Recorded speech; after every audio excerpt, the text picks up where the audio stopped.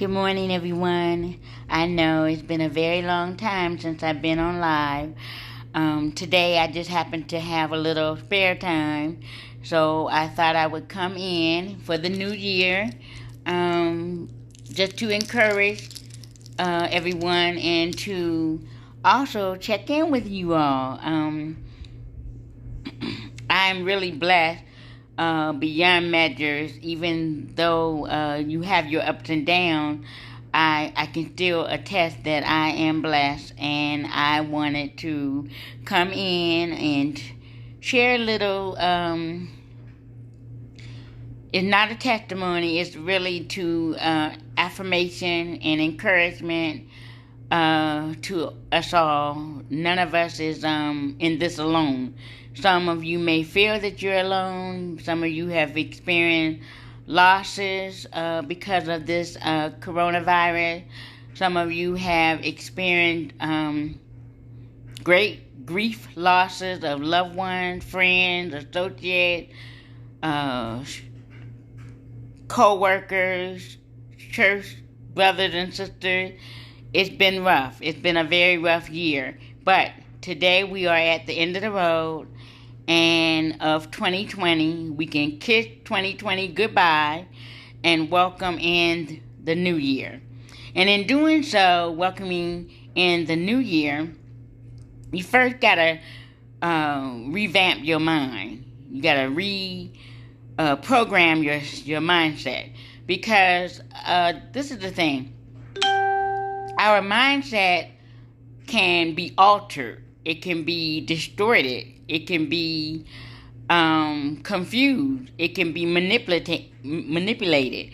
So the problem with our mindset is that if you base all of your thoughts and views and opinion and ideology based on what someone else told you, then you're not really thinking with your own mindset. You're thinking through the eyes of somebody else, their mind, what they're telling you, how they telling you how to think and feel, and your emotion. You're not really thinking from your own mindset. So I came on today. I was wrestling with it. I'm going to be honest with you. I was wrestling with coming online because I haven't been online for a long time. And there was a reason for that, because typically I'm a very positive person. But there are times I can come across to the person who on the outside looking in that does not know me well as offensive or defensive, and I'm really not. It's just that I have my views, you have your views, respect mine just like you would want me to respect yours. So to get out of my me self, get out of it's about Anna, and it's not, really not. I took a break because I was trying to create a positive platform, and sometimes, even in your good effort, it can be taken the wrong way. So I took a break, and I allowed, hi Jean, how you doing? Happy New Year. I took a break not because of being politically correct, but I took a break mainly because sometimes you have to take a break. You have to get a sense of spiritual awakeness and awareness, and understand you got to be mindful in everything you say and do, because there are some people really look up to you. There are some people really value what you say. There are some people who really trust what you say. It's like, if you say it to them, it's like law. It's like, oh, I heard that from Miss Anna, or some people call me Miss Ann. They value that. So I wanted to be very careful of what I present to the world, even on my YouTube channel, which I haven't been on that as well. I took a break from everything as far as you all seeing me on the video. I took a break, and I've had a lot of people inbox me, ask me, when are you going to come back? When are you going to do videos? I really enjoyed your videos, blah, blah, blah, blah, blah. And I thank you all for your encouragement and your support. I really do. But I felt I needed a time break, and it was a good thing that I did, because I got really involved in my new job. My schooling is very escalated at this point. I'm near the end, and so it's just a lot of personal stuff that just kind of put me in that place of, okay, I need to take a little mind break. But today is the 31st of December. For this whole entire year, we have struggled with the ups and downs of this pandemic.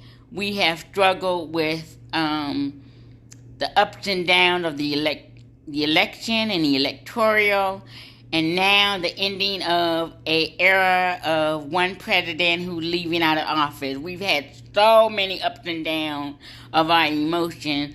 And the main thing, hi Wanda, the main thing is that this is not a time to get complacent. This is not a time to get stagnant. This is not a time to just, throw in the towel and give up on yourself. You got to keep pushing. You got to keep reaching your goals. You got to keep, even if you're out of work. And I'm saying it to even myself. I'm working, but I'm encouraging myself. Everything I'm saying now is not just for you all; it's for me as well. If you desire to work, write a book, or do your spoken word, which is something I do, take a trip. You could just name the list of things that we would want to do. Do charity work. Go to the hospital and minister to the sick and afflicted. Go to the nursing home and sing to them, read a book. Anything of goodwill that you really want to do it. Don't let nobody hinder you. Don't let nobody discourage you. Don't let nobody tell you, you can't do that. You don't have enough time for that. Don't let those thoughts come in your mindset to discourage you or deter you from doing what you want to do. And if it's something good, when you want to do something and you really want to do it, God will give you confirmation. He will show you that it's within alignment. It's not out of alignment. See, if it's something bad, you won't have that awareness or awakening. And I want to say too, even though you might have goals set, you're going to probably experience some stumbling blocks. And those stumbling blocks are not really to stop you from pressing forward. It's really to teach you something that maybe you might be doing that's not really in alignment, and you might have a few stumbling blocks, or it may be something that you're not aware of that you should do, and you might experience stumbling blocks. But that doesn't mean stop it. That doesn't mean give up. That doesn't mean throw it away. It doesn't mean that. So if I had listened to what people said about me from childhood to adulthood about certain things, I would not have pressed it like I did, especially, I will say, I was in school a couple of times. I did medical assistant, I did medical coding, I went to school for business administration and accounting, and all of those things, I was not, except for medical assistant and coding, I was not consistent. I did not stay in it for the long haul. I gave up, because I allowed other people to influence me. And I learned valuable lessons in the process of that. But I kept pressing forward when I really did start listening within my own heart and my own mind and say to myself, this is what I want to do. I'm going to do it no matter what, no matter how long it takes me to get it and do it, I'm going to do it. And I will admit, I was in school for about 8 years before I got my bachelor's. I had a break too. I had a hiatus. I had almost a 5-year break due to finances. And when I got back in 2017, I was like, I don't care. I don't care if I don't get no rest. I don't care if I got insomnia. I don't care. I don't care if my head become fully gray from being stressed and lack of rest and be deprived of whatever energy I had left. But I was determined I was going to get my degree. I was determined to get my degree. So now I'm working on my master's, and I'm not going to lie, I needed to take a month break, and that's what I'm doing right now. But I am going to start getting my ideas into place. So when I do go back, I'm going to go back hard. I'm not stopping no more. But I said all that because I think people love to put pressure on themselves about doing resolution. And my thought with resolution, they are good. Don't get me wrong. They are very encouraging. They're good to do, like vision boards. All of that is good. But my thought is, if you don't really have it wrote down like a journal where you could take its accountability for your thought on paper, where you could look at it and you could see that you wrote down, I'm going to do this, or I'm going to have this, I'm going to do this, I'm going to accomplish this, when and where. It's a waste of time, because you just doing something just because somebody say, hey, it's good luck that you do XYZ, but you have no basis for why you do whatever. Okay, I'm going to give you a perfect example. I'm a church girl. I grew up in the church, okay? Say, for instance, your church say, we're going to do a 24-day fast. And you say to yourself, I'm going to give up sweet. But you don't write down on paper what sweet does for you. What the craving, what type of energy it give you. Just doesn't really describe that particular thing that you say you want to give up. Why you want to give this up? What is it going to do? What are you asking God to do for you in the place of you giving that up? You sacrificing something for something else. You know that. So people can say, oh, I just fasted. No, you're sacrificing something because you want God to do something else for you. So, I was about maybe, if I say about 17, 18, something like that. I know I was about to graduate from high school. And I remember one year, my grandmother was doing a 21-day fast, which is a lot of churches, even my church that I'm attending now does it, right after New Year. And I remember her saying she had a journal where she would write down her why, what, and when. Okay, meaning why I'm doing this, what I'm doing this, why I'm doing it, and when do I want it to come to fruition, manifesting, so to speak. And I never understood why my grandmother said that at that time, because I was a teenager and immature and really wasn't thinking deep in the quote-unquote faith of, the Christian, sort of, godly way. Put it like that, godly way. Now, I was thinking more carnally. I wasn't thinking spiritually. And it was only until I got like 30-something, I was close to 40, and my church would do fasts and so forth. And that is when I started really appreciating doing fast, because I really hated, I used to dread when they say, let's do a fast. And because I also felt guilty, because I felt like I could not ever go through with it. I would always go like a couple of days or, something like that. I would never make the full 21 days. So one year, I can't remember the exact year how old I was at that time, but I remember doing it. And I remember what my grandmother did, always did, every year. And I said, okay, I'm going to write down my why I want to do this, what I want, to come out of this, And when do I want all this to happen? And when I did that, that particular year was a year of full abundance. It was like there were times, and I'm gonna be very transparent with you all.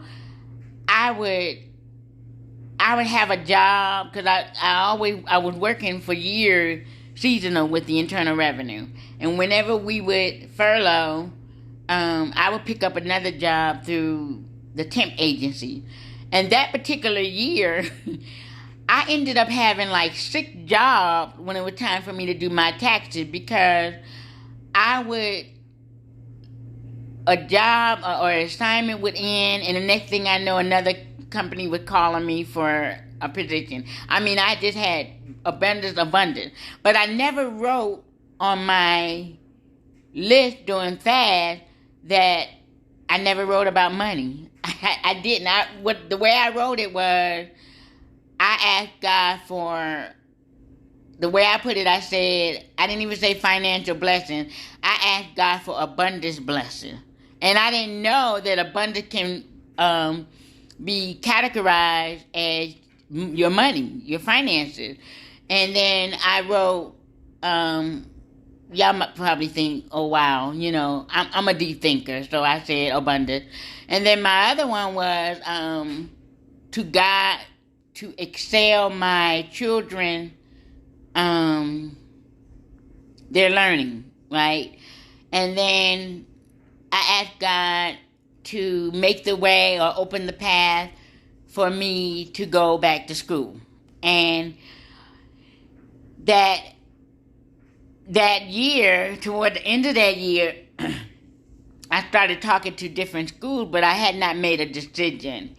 And then by the beginning of the next year, the Lord spoke to me. He said, I answered your prayer, but you're stagnating yourself by not making a decision. And once I made the decision and got into school to get my degree, I tell you, I kid you not, I did not think I was going to do well academically, because I was doing it strictly online. I had never ever did online schooling ever, and it was something new, and I was really nervous. But that's when I knew that faith and prayer works. I really saw that if I trust God and really believe in my heart what I want to happen in the process of me prayer and fasting, that I was going to get what I want. I was going to get everything I want. It might not be exactly, it might not come, the song, you all, it might not come when you want it, but it'll come right on time. I can really attest to that is very true. So I was thinking within myself, I was like, because I guess in a way, I didn't really, even though I would hear the older saints talk about faith and prayer and all of that, I really didn't see it. I guess I was looking for the tangible. I was looking at it, I got to see it. I got to really, visualize this in order to believe it. But then when things started happening for me, a lot of my blessings were not tangible. They were not monetary. It was more of, God moved this situation out of the way and blessed me with something else greater, and I can really truthfully say that I don't regret anything any jobs I ever had. I don't regret it, because it was like a stepping stone to my success. It's like, and even though that there were some jobs that really tested my faith, there were times I was sitting there contemplating, okay, I'm not coming back tomorrow. You know what I'm saying? But I never did that. I never left a job. It's only one job I ever left in life the next day, and that was Subway. I knew I knew soon as that lady started talking, that manager that was training me, and it was on a midnight shift. I knew soon as she started talking that I wasn't going back. I knew I wasn't going back, and so that's the only job that I ever just like. I was like, damn. But I don't regret anything. I really don't. And I tell people this all the time. This is not something that I just say here on this video live chat. I say that all the time, is that every position I've ever had in life was a stepping stone to my success. I remember when I was working at the credit bureau, and I had a client that came in. His credit report was jacked up from the floor up, and it was because he was a senior and his son was a junior, and his son wasn't even old enough to have credit on his credit report at all. But what had happened was his ex-wife was she was using the credit, and she was using it under her son's name, and it messed up the dash because some of the information on the son's name, and the son was an underage child, appeared on the dad's credit report. And I never forget, we had talked to him on the phone, and at the office that I was working at the time, they would, the consumers would come in if they had a complaint or something pertaining to their credit report. We were the department that handled that. And I remember I was at the front desk, and it was a particular day I wasn't supposed to be at the front desk. I was supposed to be doing like I normally do, which is data entry. And I just happened to work up front to cover for one of my staff, because she was taking an extended lunch break for a doctor appointment, and I was covering the front desk. And then when he got to the front desk, he was very upset, and he began to use profanity, and he was really upset. But he was hurt. He was hurt more because his ex-wife messed up his credit, but he was angry at the fact that he couldn't get it fixed on his own. He had to go through some legal procedure. And I was explaining to him the steps and so forth like that, and he almost was trying to reach over. He was almost trying to reach over that table and choke me, because I was telling him the same thing that they had told him on the phone, but he didn't want to hear that. He wanted to hear something. He thought if he come up to the office and threatened us enough that he was going to get a different response, and he didn't. So, but what was good about it, I didn't allow it to escalate to the place of my supervisor having to get him off of me. But it did escalate, but it didn't escalate to that point. Because I told him, I said, sir, as angry as you are, if you cross over this table, I'm going to forget my professionalism. So I would suggest you get your composure. If you got to go outside, walk around a couple of times, come back in, and let us start all over. But I can't help you when you're that angry. I can't. It's nothing. Because when somebody's real angry, they're not hearing anything you're saying. They just want their situation resolved. That's all they want to do. So he did. He went outside. He didn't walk around a couple of times because he came back in pretty quick. But he did cool off, and he came in, and I was able to assist him. And then I had to actually get somebody else to come out and talk to him on the legal end of it. But I was able to get him to calm down. And my thought was, I'm not going to lose my dignity and my composure, because although you're angry and irate, this is not my issue. This is your issue. You got to resolve it, so you got to calm down. But doing this whole stuff that's going on with us right now, I came on, and I was led to come on to tell you all, don't take that stuff into 2021. Do not reflect on anything that happened in 2020. Okay? I mean that. I'm seriously saying that. Try your best to leave 2020 where it is, okay? Now, for those of you all, and my heart goes out to all of the loved ones and all of the posters I've seen of people, mutual friends, acquaintances, loved ones, the whole bit, who have lost their loved one due to this COVID. My heart and condolences and sympathy goes out to you all. I am so sorry that you had to go through this difficult time, this, especially with so much other stuff we have to deal with, and then you have to be a part of the statistics. My heart sincerely, genuinely, compassionately, empathetically go out to every one of you all. I pray for all people affected by this, and even those who are survivors of this and still might be going through certain side effects and so forth of that. I ask that God will completely heal your body, restore you, rejuvenate you, make you whole again. That is my prayer to each and every one of you all. And also too, hold on a minute. Hold on. I'm going to come right back. Hold on.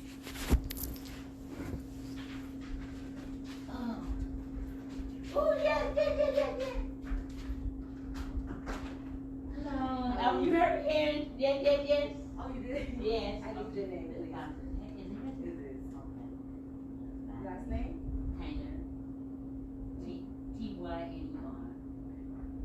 Thank you so much. You're welcome. Thank you. You have a good day. You're welcome. You don't know for the laptop, do you? I'm not sure. It's heavy. Oh, okay. Thank you. Okay, yes, ma'am. Thank you.